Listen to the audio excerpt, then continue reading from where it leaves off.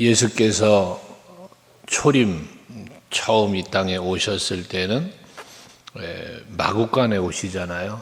태어날 곳조차 없는 모습으로 오시고 목수의 아들로 오시고 그렇게 우리의 구원자로 오셨지만 참 어떻게 보면 천하고 낮은 자리에 오셨죠.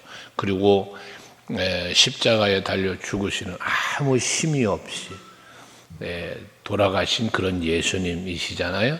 그런데 부활 승리하시고 하늘에 오르셨다가 이제 재림 다시 오시는 그때에는 오늘 말씀하시는 것처럼 어떻게 오시는가? 영광으로 오신다는 거예요.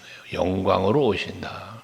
그리고 모든 천사와 올 때에 자기 영광의 보좌에 있으리니라고도 말씀을 하십니다. 재림하시는 예수는 우리가 예수 그리스도에 대해서 세 가지 직분을 말하죠. 왕, 제사장, 선지자. 근데 이제 이때 뭘 오시냐? 왕으로 오시는 거예요. 통치자로, 심판자로 오시는 예수를 말해요. 예수님이 세 가지 직분을 기름 부음 받은 자로 말할 때 오셔서 사역하는 걸 보면 제1차 사역은 선지자적 사역을 하신 거예요. 그래서 오셔서 천국을 가르치시고 진리를 가르치시고 이 선지자적 사역을 감당을 하시고 그 다음 단계가 이제 직접 자기가 대속 제물이 되시는 대제사장적 역할을 감당을 하신 거고 그 다음 마지막이 다스리는 자로 이제 왕으로 오셔서 심판하시고 하나님의 보좌 앞으로 우리를 인도하시는 이 일을 하신다는 거죠. 예수께서 지금 그 말씀을 하시는 거예요. 이제 마지막 지금은 초림 예수께서 오셔서 선지자적 사역을 감당하시는 거 있는 거잖아요. 제자들의 질문에 또는 바리새인과 서기관들의 질문에 계속해서 가르치고 답하시면서 뭐합니까? 하나님 나라를 가르치고 계시는 거예요. 근데 그 나라가 임하는 때가 온다는 것이죠. 근데 그때가 되면 32절에 모든 민족을 그 앞에 모으고 라고 말합니다. 모든 민족을 모은다. 택함받은 이스라엘 민족만이 아니라 모든 민족을 모이게 한다는 거예요. 그러면서 구분을 하신다는 거예요. 마치 목자가 양과 염소를 구분하는 것 같이 구분을 한다는 것입니다. 팔레스타인 지방에서의 이 목자들은 항상 양과 염소를 함께 길렀다고 그러죠. 이 기를 때에 양과 염소의 특성이 다르기 때문에 특별히 밤이 되면 잠자리를 구별하여 재웠다고 그럽니다. 그래서 구별하여 이렇게 구별하는 때가 시간이 되면 구별을 하시는데 그 구별을 말씀하시는 거예요. 특별히 모든 민족이라고 말씀하신 것은 택함 받은 백성이든 그렇지 않든 예수를 믿는 자든 믿지 않는 자든 의인이든 악인이든 이런 표현 다 되죠. 그게 바로 그 보좌 앞에 다 서게 된다는 걸 말하는 거예요. 그때 서게 될 때 구별을 하시는데 의인과 악인을 구별하시고 선과 악을 구별하시고 하나님의 뜻대로 산 자와 그러지 못한 자, 하나님의 기쁨과 영광이 되게 산 자와 그러지 못한 자를 분류하신다는 거예요. 그래서 오늘 말씀 가운데 오른편에 있는 자와 맨편에 있는 자로 나누어서 비유로 말씀하고 양과 염소로 비유하여 말씀하고 있지요. 특별히 구별하시는 그 구별을 보면 오른편에 있는 자에 대해서 양은 오른편에, 염소는 왼편에 라고 말합니다. 양의 특징과 염소의 특징을 생각해 보면 이 오른편과 왼편에 나누어지는 구별을 우리가 알 수 있는데 양은 이 양의 특성상 멀리 것을 보지 못한답니다. 그래서 그들은 이 후각의 발달이 되어서 리더자의 꽁무니의 냄새를 맡으며 따라간다고 하죠. 또 목자가 그 목자의 음성을 알고 그 목자의 소리를 듣고 그리고 따라간다 하죠. 온전히 자기의 주관적인 어떤 자기 마음대로 살 수가 없는 짐승이 양이랍니다. 목자가 없이는 살 수 없는 게 양인 거예요. 길 잃어버리는 양을 이야기하잖아요.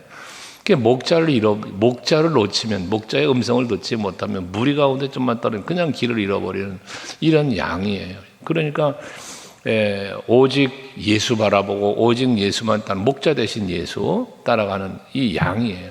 그러나 염소는 아주 불순종하고, 전 어렸을 때 염소 기르는 걸 많이 봤어요. 근데 이놈은 들에 매놨다가 끌고 집으로 돌아올라치면 온전히 따라가는 모습을 못 봐요.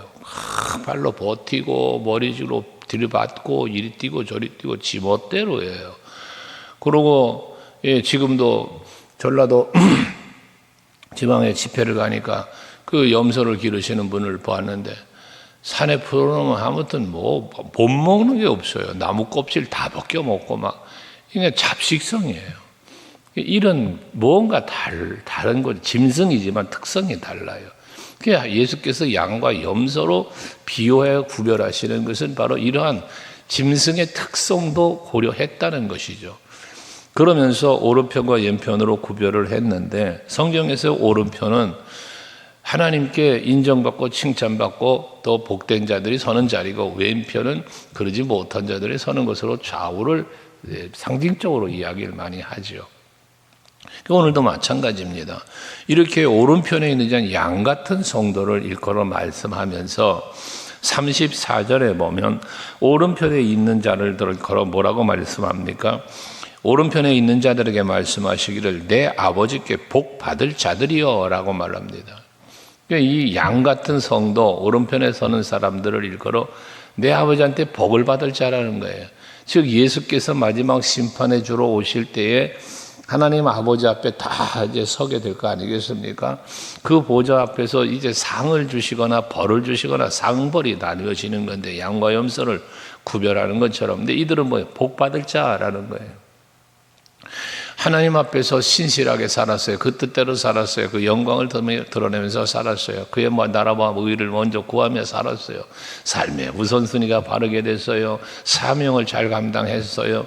앞에서 우리가 말했던 달란트의 비유처럼 착하고 충성된 종으로 살았어요. 앞에 열처녀 비유처럼 슬기로운 열처녀처럼 살았어요. 이게 전부 양처럼 분류된 자들 아니겠습니까? 이들은 뭡니까? 아버지한테 복을 받을 자들이라는 거예요. 그러면서 이들이 어떻게 갑니까? 내 아버지께서 창세로부터 너희를 위하여 예비된 나라를 상속받아라. 이 상속이라는 단어를 써요. 너희를 위하여 예비된 나라. 예수께서 말씀하셨죠. 요한복음 14장에서 내가 너희를 위하여 거처를 예비하러 가노니 예비되면 내가 너희를 영접하러 오리라. 그 예비된 나라입니다. 누구를 위하여? 너희를 위하여라고 말씀하고 있습니다. 지금도 여러분들을 위한 거처는 예비되고 있음을 믿으시기 바랍니다. 그 거처가 예비되면 영접하러 오실 거거든요. 항상 우리는 소망을 중에 살아가는 수 있는 소망은 하늘의 소망이에요. 땅의 소망도 물론 있죠. 그래서 이 땅에서 잘 되고 이런 땅의 소망도 있습니다. 그것 자체가 없다라고 부정할 수는 없으나 거기에 매여 있는 게 아니라, 땅의 소망에 매여 있는 게 아니라 하늘의 소망을 바라보는 그런 우리들이잖아요. 그 곧 예비되어 있는 나라, 이걸 상속받는다는 건 뭐 내 것이 되어진다는 거죠. 그러니까 아버지께 복을 받을 자라는 미래적인 표현이 있었잖아요. 복을 받을 자. 이게 복을 받을 자인데 그 복이 무슨 복이요? 예비된 나라를 상속받는 거예요. 하나님의 나라를 여러분들이 들어가고 그 나라를 누리게 될 것을 말씀하는 거잖아요. 이것이 여러분들에게 큰 소망이 되시기를 바랍니다. 그래야 땅에 매이질 않아요. 그 영원한 하나님의 나라를 바라보고 그 나라가 나에게 상속된다는 이 믿음이 있어야 땅에 매이질 않는단 말이에요. 사도 바울이 부름의 상, 표대 등을 표현했잖아요. 의의 면류관 등으로 표현을 하잖아요. 그것을 바라보았기 때문에 선한 싸움 싸우고 달려갈 길 마치고 믿음을 지킬 수 있었던 겁니다. 바라봄이 없이는, 진짜 그렇잖아요. 바라봄이 없이는 매이게 되어 있어요. 나태하고 게으르게 되어 있어요. 어제 부지런한 종에 대한 말씀도 드렸습니다만, 여러분들이 하나님의 나라의 소망을 갖고 살 때에 그 바라봄 때문에 세상에서 사는 여러분의 모든 하루하루의 삶이 달라지는 거예요. 근데 그걸 바라보지 못하면 그날에 매여 살고 그때에 매여 살고 그 환경에 매여 살다 보니 행복이 없어요. 평안이 없어요. 기쁨도 즐거움도 없어요. 많은 재물을 소유한 그룹 회장이 예수 없고 하나님 나라 소망이 없는데 행복하겠어요? 많은 세상의 권세를 가진 위정자들이, 권세자들이, 여러분 하나님의 나라에 소망이 없는데 그들이 행복하겠어요? 그러지 않지 않습니까? 하늘의 소망 갖고 사는 여러분들이 되시기를 주의 이름으로 축원합니다. 이들에 대해서 뭐라고 말씀하시는가 하면은 34절에 복을 받으시라면서 나와라는 표현을 했어요. 나와. 주께로, 주 앞으로 나온다는 거예요. 하나님 나라로 나오는 거예요. 뒤에 왼편에 있는 자들은 뭐랍니까? 나를 떠나라 그래요. 떠나라. 근데 이들에게는 나오라라고 말씀합니다. 부르심이에요. 영접이에요. 예수님 말씀하신 영접하러 오신다 그랬죠. 그러니까 여러분들이 지금 이 아침에도 하나님 앞에 나왔다는 것, 이 나옴이 복이에요. 아무나, 여러분 제가 간혹 그런 말 하죠. 예수 아무나 믿는 거 아니에요. 누구든지 예수를 믿으면 구원받는다는 그 누구든지라는 말 때문에 아무나 예수를 믿는 것처럼 생각하면 안 되는 거예요. 예수를 믿는 그 믿음은 하나님이 주신 은혜의 선물이라고 에베소서 2장 8절에 분명히 말씀하잖아요. 여러분들은 택함을 받으신 거예요. 예수를 믿을 수 있는 은혜를 입으신 거예요.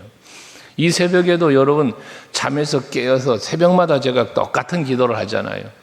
건강하게 잠에서 깨어서 하나님의 전에 나와 예배하며 하루를 시작하게 하신 하나님께 감사한다. 이 새벽에도 여러분 잠에서 깨어서 눈 뜨고 있는 사람들이 지금 없겠어요? 수많은 사람들이 잠에서 깨어서 눈 뜨고 있는 사람 많아요. 잠이 안 온다고 뒤척거리는 사람 많습니다. 그런데 여러분들의 발걸음은 하나님의 전으로 나왔고 그들은 침대에서 벗어나지 못하고 뒹굴고 있거나 아니면 세상 무엇인가 바쁘다고 허덕이며 살아가는 발걸음을 걸어가는 사람도 있겠지요. 여러분 하나님 앞에 나온다는 것은 복입니다. 그것이 은혜입니다. 바로 이 오른편에 있는 자들에게 그 은혜를 주신다는 게 나오는 자들이라는 거죠. 그러면서 이어지는 말씀이 뭡니까?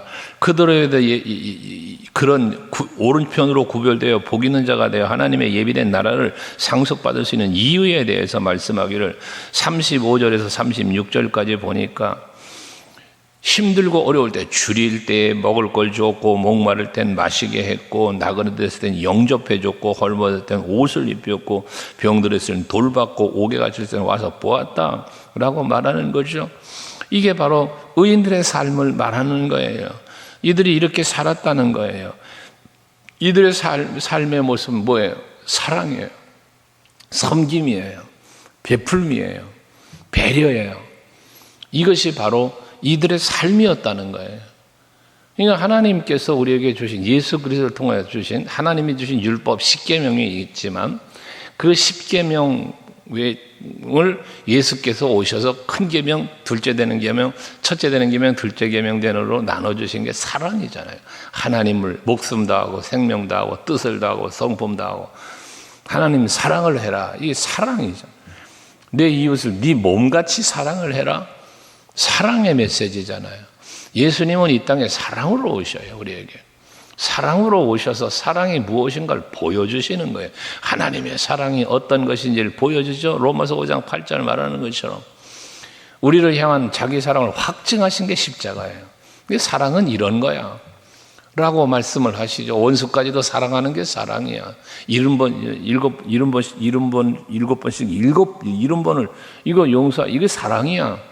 계속 가르쳐 주시는 거예요. 십자가에 하늘에 있는 영들을 불러내려서 죽일 수도 있지만, 멸할 수도 있지만, 그건 사랑이 아니야. 사랑을 십자가로 보여주시는 거예요. 그래서 이 오른편에 있는 자들에게 너희는 그런 사랑, 배려, 베품, 섬김, 이 삶을 살았다는 거 아니에요. 그러니까 그거에 합당한 복이 뭐라는 거예요? 영원한 하나님의 나라를 상속받는다는 거예요. 그런데 예수께서 이런 말씀을 하시니까 37절에 의인들이 말합니다. 오른편에 있는 자들, 분류되는 자들이 말하는 거예요. 의인들이 말하기를 주여 우리가 어느 때에 언제 우리가 그런 일을 했습니까? 라고 묻는 거예요. 예수님께서 너희가 이런 일을 했잖아 라고 말하니까 우리가 언제 그런 일을 했어요? 주님 앞에 우리가 언제 그런 일을 했습니까? 라고 묻는 거예요. 그런데 이 이야기는 무엇입니까? 마태복음 6장 3절 4절에 보면 오른손이 하는 일을 왼손이 모르게 해라 그러잖아요. 오른손이 하는 일 왼손이 모르게 해라는, 구제하고 사랑하고 섬기고 여러분 우리가 주의 일하고 헌신하고 막 하잖아요. 이 오른손이 하는 일을 왼손이 모르게 하라는 거예요. 이건 뭡니까? 자기 자랑하지 말라는 거예요. 나를 드러내지 말라는 거예요. 내가 이렇게 선하게 살고 내가 이런 일을 했고 등등, 나를 드러내는 게 아니라 하나님 중심의 삶, 그렇게 살라는 거거든요. 그 오른손이 하는 일 왼손이 모르게 나를 드러내지 않고 내가 그렇게 살아도 은밀한 중에 보시는 하나님께서 은밀한 중에 다 보신다는 거예요. 나는 나를 드러내지 않고 몰래 조용히 은밀한 중에 했어도 그 은밀한 중에 하나님 그걸 다 보신다는 거예요. 그리고 그분은, 그 하나님께서, 그 아버지께서 다 갚아주신다는 거예요. 그러니까 여러분요, 여러분들이 하나님 앞에 나와 이렇게 예배하는 거예요. 여러분들이 주님 앞에 헌신하고 봉사하고 애쓰고 수고하는 거예요. 또는 이웃을 섬기며 사랑하는 거예요. 하나님은 다 하세요. 그러니까 그걸 다 보고 계신 하나님을 말씀하는 거 아닙니까? 그러면서 저들에게 말하기를, 우리가 언제 그랬어요? 라고 묻는 저들에게 40절에 보면 너희가 여기 내 형제 중에 지극히 작은 자 하나에게 한 것이고 내게 한 것이다. 자, 지극히 작은 자, 전해성의 소자라는 표현이죠. 그 작은 사람, 여기서 말하는 작은 자는 뭡니까? 남들에게 인정받지 못하는 자, 눈에 보이지 않는 자예요. 그러니까 이러한 사람을 위하여 앞에서 말씀한 것처럼요, 줄였다는 것은 가난하다는 거잖아요. 그를 먹였다는 거잖아요. 목마르다, 필요할 때 마시고 주었다는 거잖아요. 이런 것들은 전부 다 무엇이냐? 관심입니다. 관심. 저 사람이 굶었나, 목이 마른가, 벗었구나, 옥에 갇혔구나, 힘들구나, 병들었구나, 관심을 가져줬다는 얘기잖아요. 사랑의 제1번이 관심이에요. 관심. 사랑의 반대말을 미움이 아니라 무관심이라고 그러는 거잖아요. 이것처럼 이들은 관심을 갖고 섬겼고 사랑했다는 이야기를 하는 것이거든요. 그러니까 여러분, 작은 소자 하나에게 하는 것이 곧 예수께 하는 거요, 하나님께 하는 것이라는 이 마음을 항상 가지셔야 돼요. 근데 보면 그런 것들이 잘 실천이 안 되는 걸 볼 때가 많아요. 어느 분의 예화잖아요. 미국에 유학을 갔다가 겪었던 일을 기록했던 그 간증하신 분인데 이름이 생각 안 나네. 그분이 이제 이렇게 하신 간증 중에 하나잖아요. 거지가 성전 앞에 와서 교회를 들어오려고 하는데 그 거지가 들어오지 못하게 했다는 거잖아요. 교회 안에 못 들어오게 했대요. 그래서 저기는 성전에 들어가 예배하고 싶은데 못 들어오게 하니까 성전 앞에 비는 오는데 울고 있었다는 거 아닙니까? 그때 예수님이 찾아오셨더래요. 왜 울고 있느냐 물으니 성전에 들어가서 예배드리고 싶은데 못 들어오게 해서 여기서 울고 있습니다 라고 말하니까 예수께서 하신 말씀이 기가 막혀요. 얘야 울지 말아라. 나도 못 들어갔다. 나도 못 들어갔다. 그러니 교회는 있고 예배는 있고 한데 예수가 없다. 여러분 말씀드리잖아요. 교회는 예수가 있어야 돼요. 성도에겐 예수가 있어야 되는 거예요. 근데 예수가 없어요. 아무리 교회가 웅장하고 많은 숫자가 바글바글 모이면 뭐합니까? 예수가 없으면 아무것도 아닌 거예요. 성도가 직분 받고 뭐 엄청나게 예배도 드리고 엄청나게 뭐 기도도 하고 하는데 마치 중이 목탁을 두드리며 석탑을 뱅뱅 도는 중에게, 우리 신학교 다닐 때 교수님이세요. 교수님이 그 등산을 하다가 절간 앞을 지나가는데 중이 석탑을 돌며 비나이다 하고 또 좀 몇 걸음 어디 또 비나이다. 그게 누구한테 비냐고 물었더니 중이 가만히 생각하더니 글쎄요 그러더라잖아요. 여러분 생각해 보세요. 열심히 비나이다 하는데 누구에게 비냐 하니까 글쎄요라는 대답을 하는 이런 모습이 얼마나 기가 막힌 일이에요. 근데 이게 여러분 우리 그리스도인들에게 이런 모습이 있어서는 안 되겠다는 거거든요. 작은 소자 하나를 보아도 그의 모습 속에서 예수를 볼 수 있다면 어찌 지나칠 수 있겠습니까? 우리는 항상 주변을 살펴 내 손길을 필요하는 곳에 손을 내밀어 줄 수 있고, 내 물질을 필요로 하는 곳에 내 물질을 드릴 수도 있고 도울 수도 있고, 이런 것들요. 이게 작은 자 하나에게 한 것이에요. 그게 곧 뭐예요? 예수께다. 내가 너희를 사랑한 것까지. 예수 사랑이 뭔데요? 나를 사랑하시기 때문에 벌레 같은 나, 지렁이 같은 야곱아, 죄인을 허물거저로 죽었대요. 내가 시체라는 거잖아요. 가치가 없어요. 사랑할 가치가 없어요. 그런데 그런 나를 위하여 십자가 지시고 그리고 그 사랑을 실천해 주신 거 아닙니까?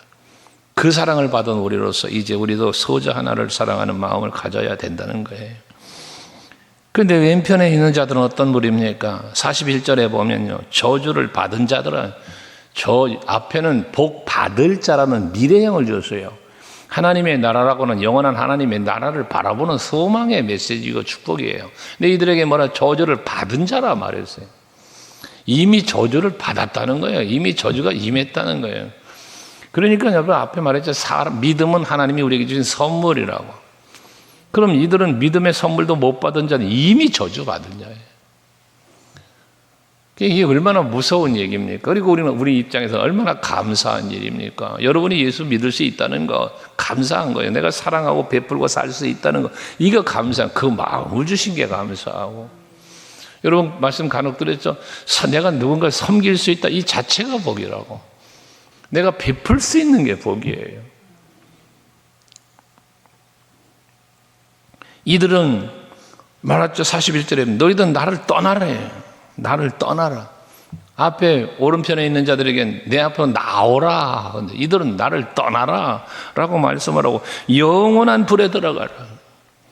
영원한 불, 지옥 아닙니까? 영원한 고통. 그러면서 앞에서 말한 대로 반대로 말하잖아요. 줄 때 먹고 또 안 줬고 목말 때 마실 것도 안 줬고, 이런 말씀들을 이제 앞에 의인들은 필요한 걸 다 채워주었던 그런 이야기인데 이들은 안 했다는 거예요. 안 했다는 거예요. 사랑하지 않았다는 거예요. 실천하지 않았다는 거예요. 베풀지 않았다는 거예요. 섬기지 않았다는 거예요. 자기 중심의 삶을 살았다는 거예요. 앞에 오른편에 있는 자들은 하나님의 중심으로 살았고 이들은 자기 중심으로 살았다는 거예요. 여러분, 여러분들의 인생이 내가 중심이 되어 사는 것은, 그래서 내가 중심이 되어 마음껏 살아요, 복인 줄 알죠. 잘 되는 것 같죠. 형통하는 것 같죠. 뭔가 힘이 있는 것 같죠. 왜? 내 마음 먹어대로 되니까요. 내가 중심이 되어 산 거예요. 그건 아니에요, 여러분. 우리 그리스도인들에게는 언제나 하나님이 중심이 되어야 돼요. 예수가 중심이 되어야 돼요. 그것이 복인 거거든요. 그런데 이 왼편에 있는 자들은 자기 중심으로 살았어요. 그뿐만 아니라 44절에 보면 주여 우리가 어느 때에 주께서 줄인 걸 보았으면 안 한 것에 대해서 우리가 언제 안 했어요? 이 말은 뭡니까? 우린 했어요, 그 말이에요. 우리는 했다는 거지. 우리가 어느 때 그러지 않았습니까? 라고 묻는 거죠. 자기들의 잘못을 깨닫지를 못하는 거예요. 항상 하나님께서 우리에게 주신 은혜 중에 최고의 은혜가 깨닫는 거라고 늘 말씀드리잖아요. 내가 깨닫지 못하면 은혜도요, 내가 은혜를 받았다는 사실을 깨닫지 못하면요, 이게 은혜의 누림이 없어요. 어제 그 세미나 모임이 있어서 가서 강의하고 돌아오는 중에 극동방송을 듣는데요, 방송의 내용이 뭐냐면 그런, 내게 은혜는 몇 프로인가 아마 이런 주제를 갖고 이제 성도들이 문자를 보내고 막 그 소개하고 그런 프로그램을 하더라고요. 근데 어떤 사람은 20%다, 나는 은혜가 40%다 막 이러고 바닥이 났는데 방송을 들으면 내가 회복이 된다 이런 표현을 하더라고요. 저는 거기에 좀 운전 중에서 문자라도 보내더니 말할 수 있으면 말해주고 싶더라고요. 여러분 잘 생각하셔야 돼요. 하나님께서 내게 베푸신 은혜를 내가 누리는데 이게 내가 누림이 20%, 40%, 100%가 못 돼 있다는 것은 여러분 은혜가 부족한 게 아니라는 거잖아요. 여러분 그걸 깨달아야 돼요. 여러분 하나님이 여러분에게 베푸시는 은혜가 부족합니까? 하나님이 여러분에게 주는 복이 부족합니까? 아니에요. 깨닫는 게 부족한 거죠. 하나님이 주시는 건 넘치게 주시는 분이에요. 풍성하게 주시는 거예요. 근데 내가 깨닫지를 못해요. 믿지를 못해요. 그러니까 누리지를 못하는 거거든요. 은혜는 하나님이 주시는 거고요. 우리는 그 은혜에 보답하며 살아야 되는 거거든요. 근데 깨닫지를 못하는데 무슨 감사가 있겠고 보답이 있겠어요. 베풀지 못하는 거죠. 그래서 결국은 소 작은 자 하나에게 한 것이 예수께 한 것이지만 그들에게 하지 않은 것은 결국 예수께 하지 않은 것에 해당되니 우리는 항상 삶의 현장에서 살펴서 예수께서 그 작은 자의 모습으로 내게다고 마구간의 목수의 아들로 오시는 예수처럼 여러분들의 삶의 현장에 어떤 모습으로 여러분 앞에 올지 모르잖아요. 내 앞에 오신, 나를 찾아오신 예수를 항상 생각하면서 그 예수 앞에서 예수를 바라보는 마음으로 여러분 주변 살피고 이웃을 살피고 넉넉한 마음으로 섬기며 사셔서 마지막 날 구별될 때에 46절 이 왼편에 있는 자들은 영생에 들어갔지만 의인이라고 표현했어요. 그들은 영벌에 들어간다 그랬어요. 왼편에 있는 자들은. 이 영벌으로 갈 거냐 영생으로 갈 거냐 판가름이 난 분리되는 때가 반드시 온다는 거예요. 알곡과 가라지가 함께 있지만 알곡은 곳간으로 가라지는 불살라지는 것으로 가는 것처럼 이 구별될 때가 반드시 온다. 그때 나는 여기 성경에 오늘 본문에 표현한 대로 오른편에 서는 자, 영생으로 들어가는 자가 될 수 있는 은혜와 기회를 부여받았다는 사실 앞에 감사하고 이 기회를 놓치지 말고 주의 보좌 앞에 설 수 있는 여러분이 되시기를 주의 이름으로 축원합니다. 기도하시겠습니다.